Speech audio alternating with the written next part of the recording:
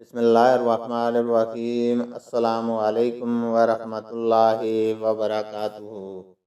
حدیث نبوی صلی اللہ علیہ وسلم ہے، لوگ کہتے تھے کہ جب قضائے حاجت کے لیے بیٹھو تو نہ قبلہ کی طرف منہ کرو نہ بیت المقدس کی طرف۔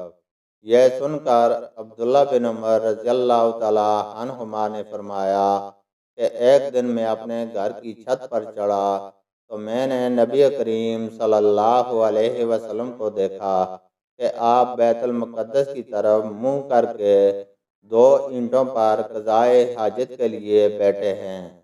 پھر عبداللہ بن عمر رضی اللہ تعالی عنہما نے واضح کہا کہ شاید تم ان لوگوں میں سے ہو جو اپنے جوتڑوں کے بل نماز پڑھتے ہیں۔ تب میں نے کہا، اللہ کی قسم میں نہیں جانتا کہ آپ کا مطلب کیا ہے۔